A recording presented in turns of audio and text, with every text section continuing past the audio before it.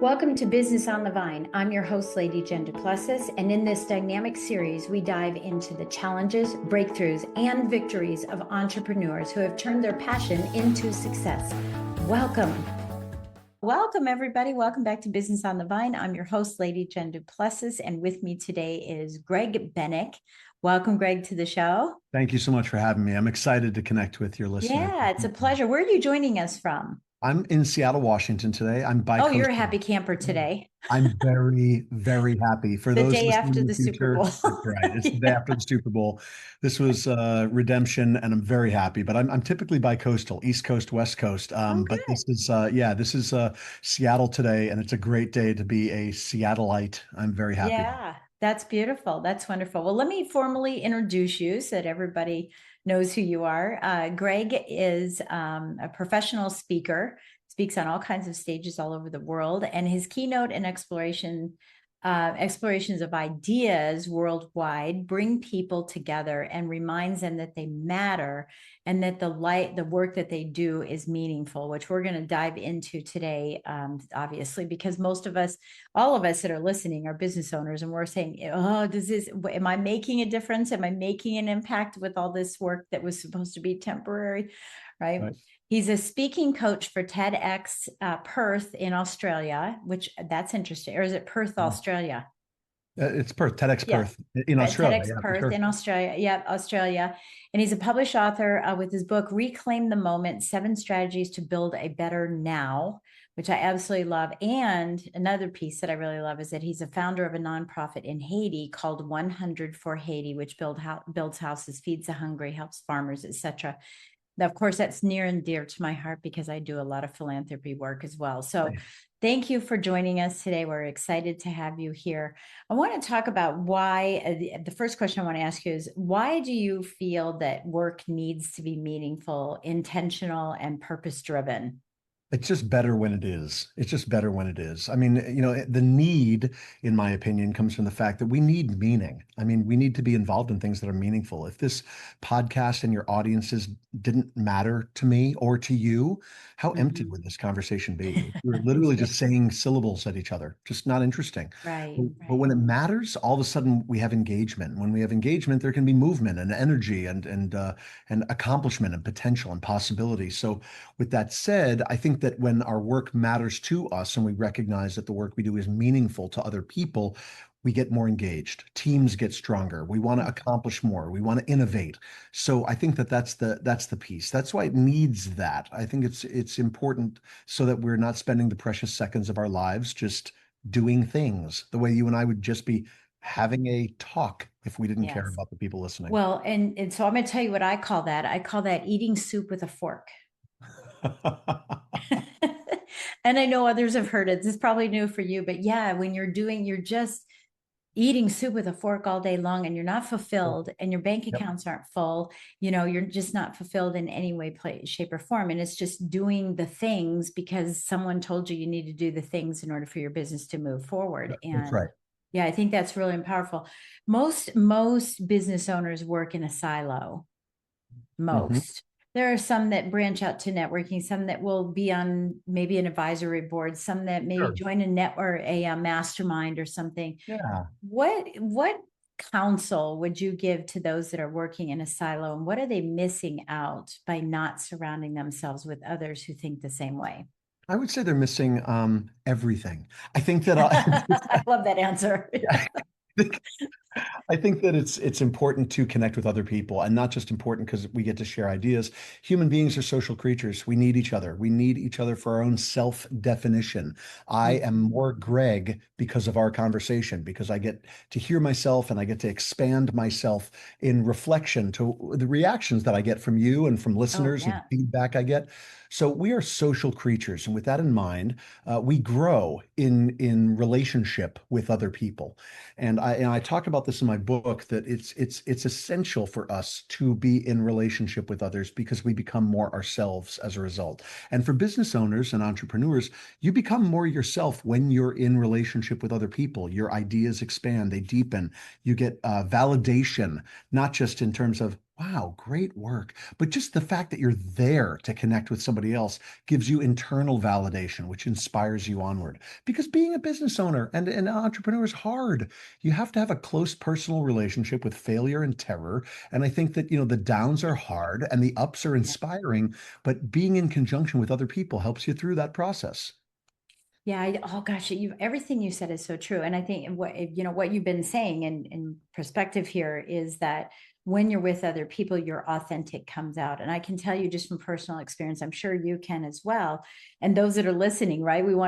I'm sure you have that too, is the more that you're able to express your feelings, not so much your feelings, but your perspective on something, the more you're able Sure. to, you actually solve more problems for yourself. I know that happens with me when I'm talking to other people. I'm thinking, that's the problem I've been trying to get. And I didn't even ask them for help. It That's just right. comes out because that thought, something maybe in the quiet of the night, our mind says, no, you can't do it. You shouldn't Mhm. do that. Oh, that's That's right. too risky. But when you Yep. share with others, we can't see our own ears. That's right. So when we share with others, right, sometimes our answers come through.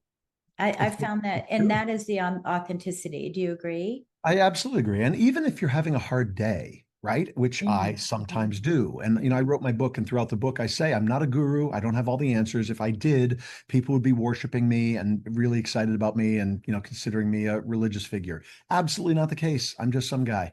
The point is that I have hard days too, and on those hard days, if I hear somebody say, whew, I'm having a hard day. I go, oh wow, okay, good. It's not just me. Great. Oh, wait, let's build from here. This is good. This is good.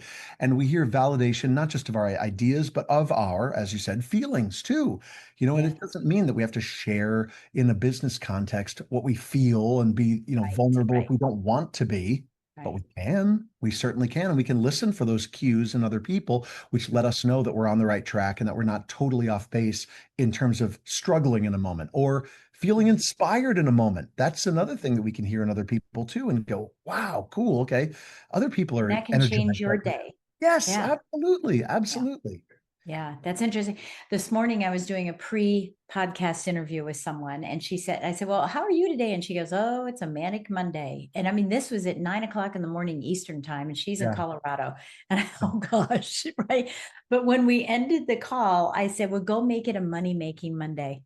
I like It's that. like, oh my gosh, I'm going to do it. And so hopefully that was all flipped around. And I think that we as humans, well, I just feel from a faith perspective for me, but our goal is to shine light on somebody every Mhm. day. Agree. Every day someone's looking for something. If we can just shine our light and not put salt in their wounds, but be the salt of the earth, which is putting a spice in people's lives, It right? is. A It is. flavor in their lives, that's going to make us better business owners all the way I around agree. because of the giving. I agree. And, the term salt of the earth that you've just used Mhm. typically relates to people who are relatable. Salt of the earth. I That's I right. was in this state, I was in this town, I was in this village, I was with these people, just salt of the earth. And what that Right. means, they're relatable on a base level. So let's be that. Let's be Yeah. relatable and let's relate to other people and be in relationship with them. Yeah. How do you get past the chaos that and I do not go political on this show, so I don't want to Yeah. go one way or another. Okay. But I don't feel there's a lot of chaos. I feel like there's pockets of chaos. I don't feel, and maybe because I have an optimistic look on everything, but people are talking about, all this chaos is going on in the world, and how can we diminish the noise, silence the noise, and focus on what really matters? Because this is about in your book as well, what really matters. Mhm. What really matters? What do you think really matters for a business owner, and how do they um, not get distracted by the noise? Yeah, I think a connection and a sense of meaning, meaning why is it that you do what you do? Mhm. Who is it you're doing it for and why? Mhm. And if you answer those questions, then you're going to be focused while the spectacle appears around you. And the spectacle is the media, the social media, the headlines, and all of it is Mhm. spectacle. And it's meant to do two things. One, it's meant to grab our eyeballs to sell products to us, but it's Mhm. also meant to keep us in line and diminish us a bit. And I mean that not from a conspiratorial perspective, but rather quite literally. If people are silent, they tend to be just more placated. They tend to buy more things and just go about their lives. Well, let's not be that. Let's be a little more Yeah. engaging with the things that we're doing for other people. You mentioned a few minutes ago how important it is to sort of, pass along light to other people and uplift other people. Well, we can do that in the products that we sell, sure, but in the coaching that we give and in the presentations that we offer and the things that we share with the world. Let's do that as a priority and recognize why we're doing it, and not necessarily maybe even from a profit perspective in terms of money, but a profit perspective in terms of the deep satisfaction that other people get when they are heard and what we get when we know we are in service to others. Let's start from that, from the base of that. And then the chaos of the world or the spectacle of the world won't matter as much when we're pursuing a path that's meaningful to us. Right. That's an essential component to living that if we were to do Yes. away with, we would feel empty, completely empty. So let's not live empty lives. Yeah. Oh, I love it. I love you said. And by the way, thank you so much for using the word inspiration because so many people use motivation. And I feel that's external. Like I need to be motivated. So I need to go to a thing. I need to watch some people. I need to listen to something. Inspiration is an internal drive. It's an inside job, right? That's why it's called inspiration. That we're driven to just let nothing get in our way. I love that you said, well, you didn't say this, but I'm going to paraphrase this. You'll understand. There's return on income, ROI, and there's return on impact or influence, Absolutely. ROI. And so Absolutely. when you can have both, it's powerful. It's powerful. Yeah. Absolutely it is. Like, And if you're making a living doing something that's meaningful to you and the meaning is profitable to you, fantastic. It's great. It's great. You're right. winning on two fronts. Yeah. How did you get here?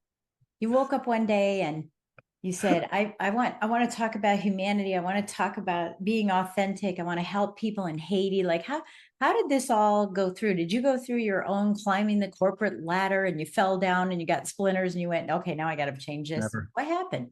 Never. I started out an entrepreneur and performer and presenter when I was 13 years old. I had Wow. learned how to juggle, and I started as a juggler, and quickly became a speaker, and quickly became a juggling, almost like a juggling speaker with a message. When I was Oh my God. 15, I was doing corporate events, Oh and my God. yep. So I was very young doing that, and then I started reading about human psychology and what it is that makes us tick. I read the work of a cultural anthropologist named Ernest Becker, who I found very interesting. And Mhm, Becker talked mhm. about fear of our mortality and how that manifests and how we treat one another. I read the works of an Austrian psychoanalyst named Otto Rank, who talked about aesthetics, and he talked about just ideas that had actually inspired Becker in time. But Rank was a genius and was really coming at the core of how humans perceive the world and how they perceive the things that they see are beautiful. What is our relationship there? I started thinking Mhm, a lot. And in thinking a lot and listening a lot, I started realizing how important it is that people have lives that are meaningful to them. That's a core attribute of a successful and thriving life. I mhm. started thinking about self-esteem and the role that self-esteem plays when we feel as though we are doing something meaningful, and that uplifting sense that we get, as you said, inspiration from within. So in thinking about all these things, it just went wild with reading and with the thoughts, both Right. on Ernest Becker's work and Otto Rank and some other folks Mhm. as well, Viktor Frankl and some other thinkers too, and then just got out into the world. I've spent my entire life traveling and talking to people and connecting with people and not being satisfied to sit behind a desk and wait for life to happen to me, but rather going out and seeing it and getting it and experiencing it. Yeah. So Oh, that's beautiful. I yeah, have a phrase, live your legacy while you're building it, right? So you didn't so wait. That's what you're doing. You're yeah, living your legacy while you're building it. You're not waiting absolutely. for the once I do this, once I do that, once I Yeah. have this, If then this happens, yeah, if this happens, right. Yeah, I think that's really powerful. How'd you get involved with Haiti? What happened that you went down to Haiti and how'd you get involved there? Yeah, well, I produced a number of documentaries, documentary films, and in producing a documentary called The Philosopher Kings, which is about wisdom seen through the eyes of custodians at prestigious American universities. In talking to the lead custodian at Princeton University, he made mention of his village in Haiti and how he was working as a custodian all day and all night, Wow. and then or all day and then all night driving a taxi and sending all this money home to Haiti for his family. So that inspired us to follow that angle, and we went down to Haiti and met his whole village. After the earthquake in Haiti in Right. 2010, I was Mhm. on one of the first private relief boats to sail to Haiti. In fact, we were the first Wow. private relief boat to make it to the southern coast of Haiti with 10,000 pounds of supplies and food. And in staying in Haiti after the boat went home, I got to see firsthand what was going on there and realized that I could help more. So I formed a nonprofit, and this is the 5 cent version of a $10 story, but I formed a nonprofit. And that nonprofit to this day still provides clean water in dozens of villages and builds houses for people Wow. and Yeah. sends kids to school, helps farmers plant crops, and provides internet for those the schools where the kids are going. But it's not me doing the work. I'm in support of Haitian people. And the reason I say that is while I've been to Haiti a dozen times and I've met all the people I work with and for, my job is to facilitate what they want, not to impose what I want. So 100 for Haiti is the Mhm. organization, and I'm really Yeah, I excited. love that. What do you need most in the organization? Money, fingers, hands? Well, I would say money sure helps keep the organization going, but Solves all organizations. Yeah. yeah, but a bigger network as well is always helpful. Meaning, I would love to be speaking about 100 for Haiti more often. Hmm. Maybe there's a corporate giving program at the place of business where a listener is working. Wow, we should have Greg come in and speak about 100 for Haiti. That expands the network. It expands Yeah. the social and kind of network, the community of the organization overall. And I think that's important. So maybe opportunities around speaking, which maybe aren't Mhm. as commercial, but will have a profound effect as more people hear about the work that we're doing. And of Yeah. course, people can go to the website 100forhaiti.org and find out more. Right. And we'll have that link in there as Great. well. Yeah. It's interesting because let's talk about that for just a second here for businesses. I do something called situational leadership. It's how I coach people and also do generational leadership. And you have to Mm, do them together, right? Because mm, this is the first time we've ever had 5 generations in the same workforce. Right? They're all just working interesting. together. And so not only have Interesting. competency and those issues, but you also have to know, what generation they're in. And one of the things that I've learned is that some of the generations, the lower generations, are now leaving higher paying jobs to go to a lower paying job if Mm, that new employer is in the gift giving business, right? The charity business. If yep. every dollar, every 25%, whatever the number is, if they are Sure. actively involved in charities, then people are most likely to go to them. They'll forego making money. So, Yeah. what is a take that you might have on that for those that are listening here? So, you're a business owner, you're driving down the road, you're listening to us chit chat, and you're thinking, oh, maybe I need to have a charity. What impact does it have for the businesses to have people come in and talk about charitable contributions? Well, I mean, I think it's really important because when people think about business or they think about a corporation, they usually think of a lifeless structure whose point is to sell in order to make money. Hmm. And people have been slowly and more actively rebelling against that concept societally for decades. And I Yeah. think it's reached the turning point where people have had enough. They've had enough of being sold things because we're sold things constantly. Join any social media network and Mhm. tell your friend that you like pizza as you're sitting there, and then see how long it takes your social media network to start giving you ads for pizza places. People Yes. are sick Yeah. of being sold to. It's too much. Yeah. So when you realize that the business that you're doing business with has a heart and a wallet, and they're willing to open it and share it from a heart-centered perspective with people who need those funds, all of a sudden, you're more willing to do business with that company. So, from an altruistic perspective, or just from even a selfish one, it's a really good idea to bring me in to speak about 100 for Haiti. No, it's Yeah. a really good idea to have a component to your Other business. charities, all charities Of come in and course, speak. it's a That's really good right. idea to have a giving component to your business. Yeah, Makes you more yeah, accessible. definitely. Even sales have changed that way. Sale used to be that what's that show Wolf of Wall Street is like, that you were commended for breaking ceilings of selling, and now that's considered faux pas, or what is it? That's right. Something Yeah, like that's that. right. Yeah. Yeah, It's like, ooh, that's not the right way to do it. And I know, I'm known as the sovereign leader right. mentor, right? Leadership mentor for that very reason is you can go out and you can wield a sword and you can fight all those battles, but you're still going to be exhausted. Yes. When you can look the other side and it's not a either or, it's not a balance of, it's all inclusive. And you look at the sovereign side of things and the strategy that's involved and some of these heartfelt things that we're doing, your team wants to fight harder, Yeah, that's right. That's right? absolutely true. I absolutely agree. Yeah, we rally together against or toward something. I think that that's Mhm. that's an inspiring force in our lives. And if you can get your team to rally for something, I like that a lot better than rallying against something in Yeah, opposition to. yeah, yeah. Yeah, right. Absolutely.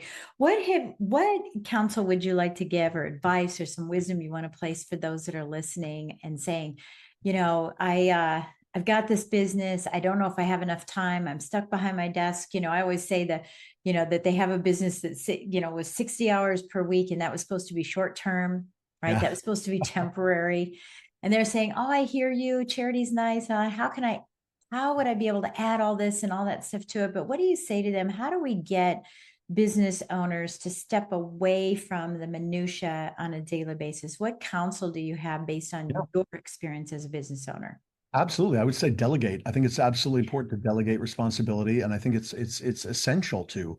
Mhm. If you have no time left in your week, that means you are either successful enough that you can hire somebody to take on some of that minutia, or you're making some change. You need to make some changes in what's filling your week. You're Because eating soup with a fork. yeah, Yeah. you're eating soup with a fork. Absolutely. I love Right. that. I love that image, right? Right. Um, so yeah, delegate some responsibility. Yeah.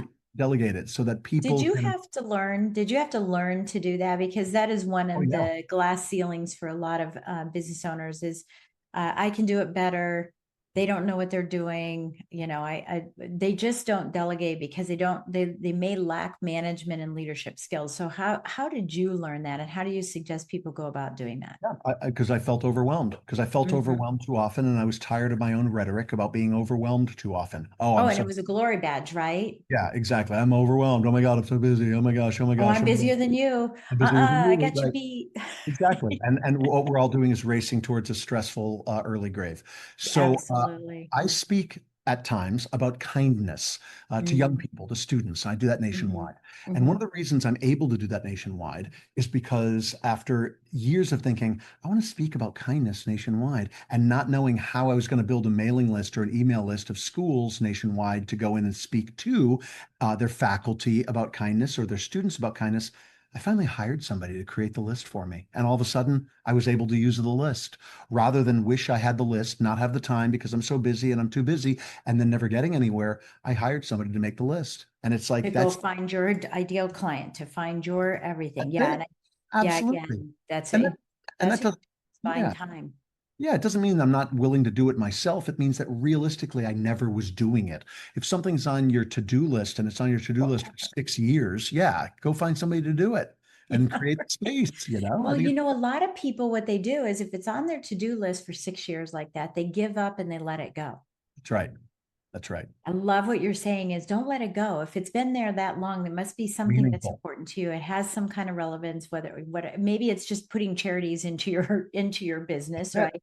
Yeah. Get someone else to make it happen. That's Right. right. Absolutely. Get somebody It's else not to a make it happen. failure to do that. No way. No, it's No. something different. It's Yeah. different than what you expected. But if we live our lives only so that we are satisfied by the fulfillment of our expectations as we expected them to come around, even that doesn't sound interesting to me. Let's break down some No. barriers and do something better, something Yeah. different, something more. Beautiful. Beautiful. What's on your heart to leave with a business owner who's listening? and heard everything that we just talked about? What's on your heart to tell them? I would just say thank you, because we get precious few seconds in this life, and you've managed to spend 30 minutes of them listening to the two of us banter back and forth with ideas that have meaning, I think. But and I hope they do for people. But Yeah. thank you, a sincere thank you for spending such a valuable resource, your time, with us. I mean, let's recognize how we spend our time and how important it is to spend it on things that are meaningful. And that's why I'm trying to pack in ideas in the time that we have for your listeners. And I would love to get their feedback, interaction, and connection anytime. Yes, and we have a link for you as well so that people can reach out to you. That's Great. wonderful. And I know you're offering a 10-minute call with everybody, so Yeah. that they can catch on the website. And it's exciting that because maybe someone did listen, maybe someone is not did. People listen, but maybe someone actually took this in and said, "Oh, that was the trigger I needed today." Yes. And just when you Yes. write on my website on gregbennick.com in the comments as you're writing in, just mention this podcast, and just mention the 10-minute consultation call, not even consultation, connection call. And we'll have a connection for 10 minutes. So I'd be honored to speak to anybody anytime. And just mention this podcast when you write in. That's awesome. And if you're interested in having him come in and speak about kindness or humanity or TEDx talks Team building, team or building, team building. anything, yeah, Yeah. anything along that line or business, please reach out to him as well. That sounds wonderful. Well, thank you so much, Greg, for And being thank here with you. me today. You're so easy to speak to. I love that. Awesome. And, just excited to see where that goes for you. And, that's close to my heart too. So I love that we have that same energy. Business is not always about business. That's right. It's right. It's about It connection. is about Absolutely. connections. It's about having a life, that shouldn't be consuming you. And that's what we try to share with everyone here, is all aspects of it. So thank Awesome. you kindly for being on Thank the show you. today. I appreciate it. And thank you all for listening. And we really do appreciate it. I have that same thank you, right? For taking time out of your busy day. We encourage you to head on over to YouTube and subscribe to my channel. There you will find all of my podcasts, because I can't just do one, apparently. So you'll find all of my podcasts over there, and hopefully there will be something that you learn from that as well. And click on the links below, where you can get gifts from all of my previous guests. We'll catch you on the next episode. Thanks a bunch. Thanks, everybody. Thank you for joining us on Business on the Vine. If you found value in today's conversation and would like additional support, go to supportfromjen.com. Remember, the best ideas are always discovered on the vine. So keep innovating, stay inspired, and continue to grow.